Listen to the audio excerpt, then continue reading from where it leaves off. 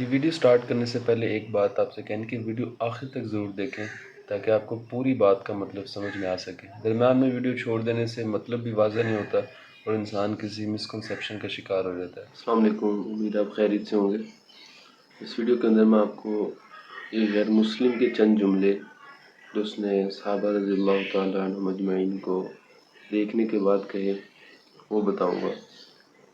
اور پھر اس کے بعد تھوڑی سی اس کے اوپر بات کریں گے کہ ہم اس سے کیا نصیحت حاصل کر سکتے ہیں کہ کیا ہمیں اس سے سبق لینا چاہیے۔ یہ عروہ نامی غیر مسلم تھا۔ صلح حدیبیہ کے موقع پہ اس نے صحابہ کو دیکھا نبی علیہ السلام کے پاس،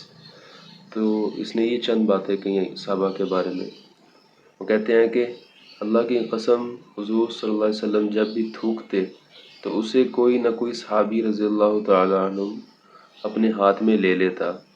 اور اس کو اپنے چہرے اور جسم پر مل لیتا۔ حضور صلی اللہ علیہ وسلم جب انہیں کسی کام کے کرنے کا حکم دیتے تو صحابہ رضی اللہ تعالیٰ عنہ مجمعین اسے فوراً کرتے، اور جب آپ صلی اللہ علیہ وسلم وضو فرماتے تو آپ صلی اللہ علیہ وسلم کے وضو کے پانی کو لینے کے لیے صحابہ ایک دوسرے پر ٹوٹ پڑتے اور لڑنے کے قریب ہو جاتے، اور جب آپ صلی اللہ علیہ وسلم گفتگو فرماتے تو صحابہ رضی اللہ تعالیٰ عنہ مجمعین آپ کے سامنے اپنی آواز پست کر لیتے، اور صحابہ کے دل میں آپ صلی اللہ علیہ وسلم کی اتنی عظمت تھی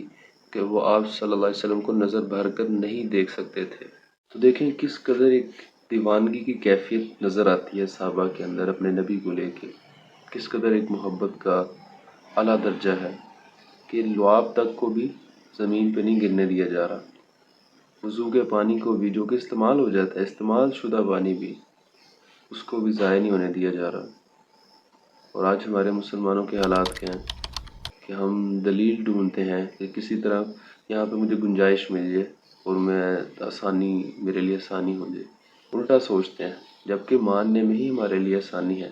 مسلمان کے لیے یہ کہ غیر مسلم بھی اگر نبی علیہ السلام کے طریقوں پہ چلے گا،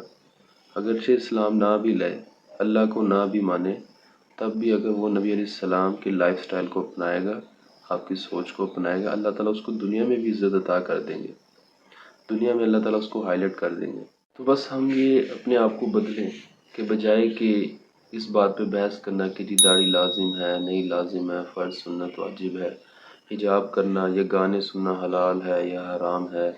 یا کسی بھی اور یا فضول خرچی کر لینا یا شادی بیاہ پہ رسم و رواج کرنا، تو بجائے کہ ہم اس کے اوپر دلیلیں دیں کہ بھئی فرض ہے نہیں ہے، یہ لازم نہیں ہے یہ لازم ہے، ہم اپنے آپ کو بس اتنی سی بات سمجھا لیں کہ بھئی یہ کام میرے نبی نے کیا ہے تو اس میں خیر ہے، اسی میں میرے لیے آسانی ہے۔ ہاں میری عقل اتنی نہیں ہے، میرے پاس علم اور فہم اتنا نہیں ہے، میری سمجھ اتنی نہیں ہے کہ میں اس خیر کو ابھی پہچان سکوں، پر ضرور ہے ضرور۔ اس یقین کے ساتھ جب ہم اللہ تعالیٰ اور اس کے رسول صلی اللہ علیہ وسلم کی تعلیمات پہ چلیں گے تب زندگی کے اندر حسن آئے گا۔ تو ایک مثال آپ کو دیتا ہوں جو ہم سے غلطی ہو جاتی ہے اسی بات سے ریلیٹڈ۔ وہ مثال یہ ہے کہ تھوڑا سا زمزم بھی لے لیتے ہیں اور ووڈکا بھی لے لیتے ہیں اور مکس کر کے سمجھتے ہیں کہ شاید یہ اندر جا کے بیلنس ہو جائے گا، تو اس طرح اسلام میں نہیں ہوتا۔ اللہ تعالیٰ نے قرآن مجید میں واضح طور پہ کہہ دیا ہے کہ پورے کے پورے اسلام میں داخل ہو جاؤ، پورے کے پورے اسلام میں۔ اور دیکھیں ہم سب اللہ تعالیٰ خاص طور پہ جو اپنے بندوں سے چاہتے ہیں سب سے پہلے وہ یہ ہے کہ ہم اس بات کو تسلیم کریں، ایکسیپٹ کریں دل سے کہ ہم اللہ کے غلام ہیں اور اللہ ہمارا رب ہے۔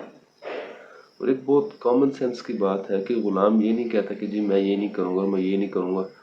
اور آپ مجھے اتنی ہی تنخواہ دیں جتنی میں کہہ رہا ہوں۔ اس طرح تو نہیں نہ ہوتا، کہیں بھی ہم بھی نہیں کرتے۔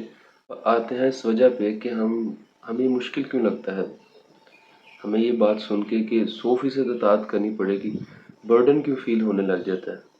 دیکھیں اس کی بنیادی وجہ تو یہ ہے کہ بچپن کے اندر جو بیس بننی چاہیے تھی ہماری سوچ کی، وہ ہم سے کرپٹ ہو گئی، ہم سے نہیں بلکہ جنہوں نے ہماری تربیت کی ان سے کرپٹ ہو گئی، غلطی کی۔ اس کی کیا وجہ تھی کہ دینی تعلیمات حاصل نہیں کی اور نکاح بھی دین کی بنیاد پہ نہیں ہوئے، جس وجہ سے بچپن میں جو سوچ جو فلسفہ ملنا چاہیے تھا وہ نہ مل سکا، اور باقی لوگوں کی طرح بھی ہمارے اندر بھی اس بات کی فکر اور جستجو رہی کہ میرا اپنا گھر، اپنی گاڑی کب آئے گی، صرف اس بات کی بات یہ نہیں ہے کہ جائز نہیں ہے، یہ سب کچھ جائز ہے، سواریاں بھی لینی چاہیے، اچھا پہننا بھی چاہیے، لائف سٹائل بھی اچھا ہونا چاہیے، پر فرسٹ پریورٹی پہ ہمیں اپنی دینی تعلیمات کو رکھنا چاہیے تھا کہ بھئی کیا وہ فلسفہ میرے اندر آ گیا ہے، مجھے سمجھ آ گیا ہے کہ میں نے کیسے جو میں اسلام سیکھ رہا ہوں اس کی کیسے امپلیمنٹیشن کرنی ہے، آگے کیسے پہنچانا ہے، اور جو قوانین اللہ تعالیٰ نے ہمیں بتائے ہیں زندگی گزارنے کے اور سیاست کے اور معاشرے کو چلانے کے، وہ کس طرح میں نے عدالتوں تک اور اپنی اتھارٹیز تک لے کے جانے ہیں کہ وہاں سے سوسائٹی میں امپلیمنٹ ہو سکیں۔ یہ بیسک چیزیں، یہ بیسک سوال جو ہمیں اپنے آپ سے پوچھنے چاہیے تھے اور اس کو فرسٹ پریورٹی پہ رکھنا چاہیے تھا۔ بس اسی فالٹ کی وجہ سے آج ہم سب پریشان ہیں۔ سلوشن کی طرف آتے ہیں کہ ان کا حل کیا ہے۔ تو دیکھیں بہت سمپل وے میں آپ کو بتاؤں گا کہ سب سے پہلے مطالعہ شروع کریں، اپنے نبی کی سیرت کو پڑھیں تاکہ ہماری شخصیت کے اندر، ایک انڈیویجول لائف کے اندر جو ہماری پرسنالٹی میں جو کمیاں ہیں، جو ہمارے کریکٹر میں جو کمی ہے وہ ہائی لائٹ ہو اور ہم ان کو درست کر سکیں۔ جب تک ہماری اپنی پرسنالٹی اٹریکٹیو نہیں ہوگی تو ہم جتنا مرضی اسلام کو جان لیں، ہماری بات میں کوئی اثر نہیں ہوگا، کوئی ہماری بات نہیں سنے گا۔ تو سب سے پہلے ہم نے اپنی پرسنالٹی کے اوپر ورکنگ کرنی۔ دوسرا یہ کہ انوائرمنٹ ڈھونڈے جہاں پہ دین کی بات آپ کو سننے کو ملے، جہاں پہ دین کے اوپر غور و فکر کیا جا رہا ہو۔ مثال کے طور پہ میرا اپنا تعلق تبلیغی جماعت کے ساتھ ہے، تو اسی طرح اگر آپ کے پاس بھی، اگر آپ کسی اور سیکٹر سے ہیں، اس میں کوئی ایشو نہیں، ہم سب بھائی بھائی ہیں۔ اگر آپ بھائی بریلوی سے ہیں تو آپ کے پاس بھی ایک قافلہ ہے، آپ کے بھی کمپینس چلتی ہیں، آپ وہاں پہ ٹائم دیں، دینی ماحول کے اندر آئیں تاکہ وہ ایک جذبہ آپ کا اندر سے نکلے دین کی خاطر۔ آپ اہل حدیث ہیں، آپ کی بھی محفلیں ہوتی ہیں، وہاں پہ ٹائم دیں، اپنے علماء کے ساتھ تعلق بنائیں، ان کے ساتھ بیٹھیں تاکہ اندر سے وہ جذبہ بیدار ہو اور آپ اللہ تعالیٰ سے دعا کر سکیں، اللہ سے مانگ سکیں کہ اللہ تعالیٰ آپ کے لیے آسانی کر دیں۔ آپ شیعہ ہیں، آپ دیوبندی ہیں، تو اب دینی ماحول میں تو جائیں جہاں پہ اسلام کی بات ہو رہی ہو اور آپ کے اندر سے یہ جذبہ اٹھایا جا رہا ہو کہ آپ نے اسلام کے لیے کچھ کرنا ہے۔ اور بس احتیاط ایک ہی بات سے کرنی ہے کہ فرقہ واریت کی لڑائی میں نہیں پڑنا، کسی بھی طرح کی لڑائی میں نہیں پڑنا۔ آپ تحقیق کریں، آپ پڑھیں، جہاں سے خیر ملتی ہے، جہاں سے کوئی بھی ایسی بات ملے جس سے اسلام کو فائدہ ہوتا ہو، بجائے کہ کسی خاص فرقے کو، کسی خاص مرکز کو، اسلام کو فائدہ ہوتا ہو کہ بھئی اسلام کیسے امپلیمنٹ کیا جا سکتا ہے،